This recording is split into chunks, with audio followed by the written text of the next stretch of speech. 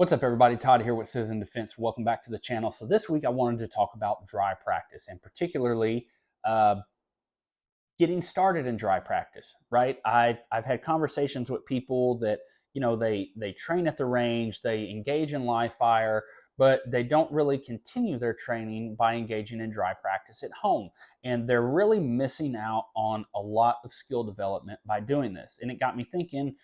A lot of people that may want to dry fire may not necessarily understand where to start or what they should be focusing on. So I thought I'd make a video on exactly that.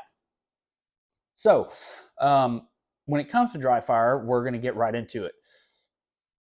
We need targets, right? We need some sort of visual representation of a target. Now you can go very, very bare bones with this. You can put a 1-inch paster on the wall, a piece of tape, a light switch, an outlet, whatever, any sort of visual reference you can use for dry fire practice. I prefer to use an actual dry fire kit. This is from the Ben Steyer Pro Shop. These things are $10, guys. They're cheap. Okay, this is a 1/3 scale. This is a 6 scale. So, for example, this one is every foot away from this target represents a yard. Every foot away from this one represents 2 yards. Okay, this is a 6 scale. So you can really get a visual representation of further distances with these. And personally, I think these add a little bit of depth. They have mini poppers, plates, whatever. If you don't want to dish out $10 for this, you can go to websites like concealedcarry.com and Shepherd Development, and they have printable dry fire targets that you can use there. I would recommend using masking tape to put these on your walls. That way you don't peel your paint off. I decided to do that particularly so my wife would not murder me when she comes in and she sees where I do all my dry fire practice and there's all these chips in the paint, and I don't spend my weekends doing DIY projects instead of training. So those are examples of what we can use for dry fire targets. Now, when it comes to choosing a space for dry fire, it would be ideal if we had a space with a hard stop wall, an exterior wall with brick, rock, something like that. But I'm realistic and I understand that not everybody's going to have that available to them.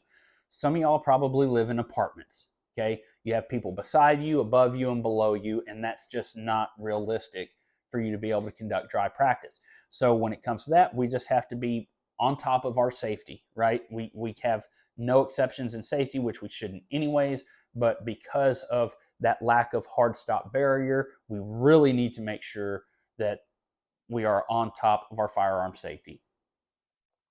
Now, when it comes to getting ready to conduct dry fire practice, we need to do just that. We need to make sure that our firearm is safe. And by doing so, we need to clear the firearm. So, for example, I have my PDP here. I carry this, I compete with it.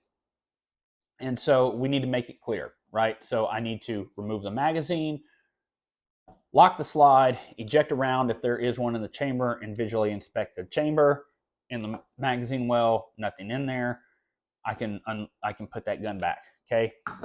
Now, this is something that I'm going to harp on very, very hard, and I do not think there is any excuse not to do this. After you have cleared your firearm, your magazine with live ammunition, any live rounds that were ejected out of the chamber, you need to take that live ammunition and completely remove it from the room. Ideally, I would say go lock it up in your rapid access safe, or if you have a big safe like I have back there, you can lock it up in there. Do something, completely remove it from the room. It is not worth having the chance of this magazine ending back up in your firearm and you having a negligent discharge. It is not worth it. I have heard horror stories time and time again that people that had ammunition around, they had the gun unloaded, they didn't think they were doing anything wrong, they thought everything was clear, and they accidentally end up not paying attention and shoving a live magazine in the gun, and next thing you know, instead of a click, we get a click bang. Remove the ammunition from the room completely. It's not worth it. Okay, now ammunition is completely removed from the room. What do we do now? This is something that I do. It's just an extra layer of safety, and it reduces a little wear and tear on the gun. But you don't necessarily have to do it if you don't want to. Okay. I take a empty magazine and I put a dummy round in it. Right. So I'm going to load this dummy round in the chamber of my firearm for dry practice. Now, why am I using this dummy round? Uh, Two things. Like I said, number one, it adds layers of safety. This is a dead round with rubber in it. Okay. If this is in the chamber, that means a live round cannot be in the chamber. Okay. It's an extra layer of safety. Then, for reducing wear and tear, when the striker hits this, it's not just jamming on the strike face of the slide. Okay, so it's reducing a little bit of wear and tear. Pretty much all modern handguns are going to be able to deal with that, right? But if you're dry firing a lot, like I mean, I consider myself that I dry fire a lot, but yeah, it's going to help with just reducing a little bit of wear and tear. I don't load my magazines with dummy rounds. I just put one in the chamber. Okay. All right, so we have our targets up, we have our dry fire space, ammunition is removed from the room, firearm is saved, we have dummy rounds in. Now the question is, what do we work on? What do we do from here? The way to look at dry practice versus live fire practice is that, so live fire practice is the confirmation of everything that we're developing in our dry practice. That's the way I view it. Okay, we can do about 90%, work on 90% of the things that we need to do in our dry practice outside of recoil management. So we can do a lot. We can work on just the bare minimum, right? The fundamentals, really refining the fundamentals. Grip pressures, presentation, trigger control, target focus, visual levels of confirmation, transitions, reloads, movement. We can work all that stuff. And if you're, if you really want to get into it, talking about movements, if you're not going to freak your neighbors out, depending on how, what kind of backyard you have, you can set these up outside if you have a backyard, and you can work on big movement transitions out in your backyard. Like, we can do a lot of stuff with these things with dry practice. So, out of all those things, what should we focus on? What should I be doing in my dry fire practice session? In my opinion, is to work on everything that is deficient in your performance, right?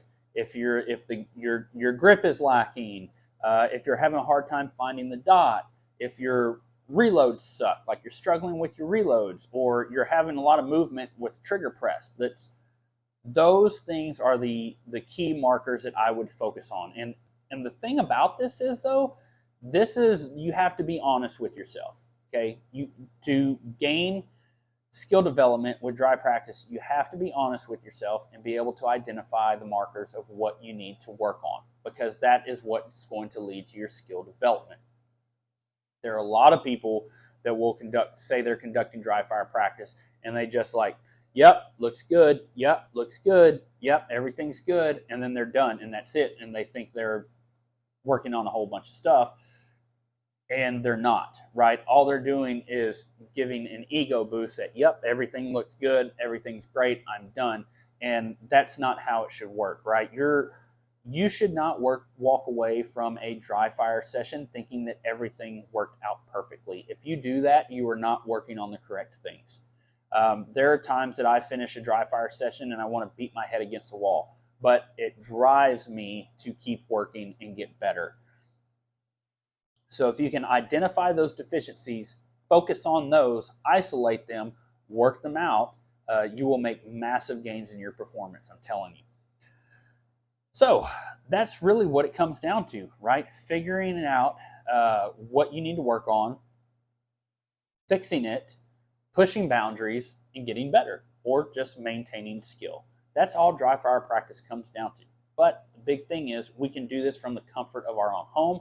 We can do it 7 days a week. We don't have to wait for that one time a month to go to the range and practice. We can practice every day, twice a day if you want to, and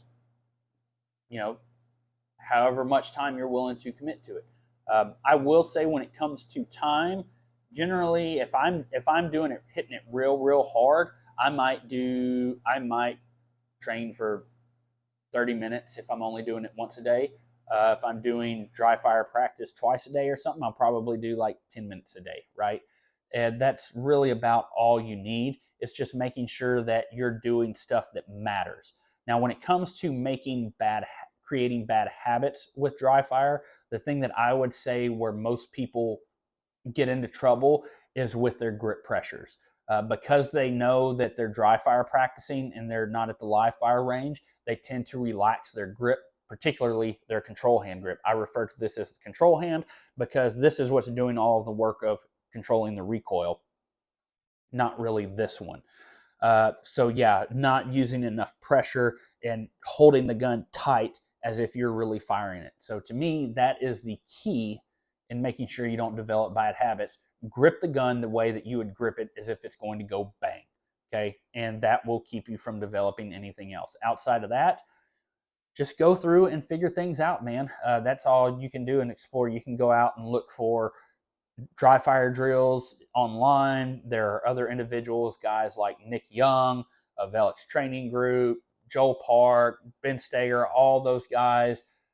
Matt Pranka, I follow all those guys, and they talk a lot about dry fire and how they conduct it. I mean, they pretty much set up full courses of fire and run it through their living room. Like you can do so much when it comes to dry fire practice. So I know I probably beat the horse a little bit on this one, kind of going roundabout. But anyways, I hope this helps.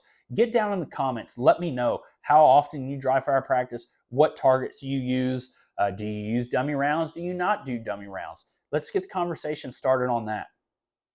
Outside of that, go subscribe to the channel, like this video. If you find it helpful, share it to your friends. And outside of that, I hope everybody has a great week and stay safe.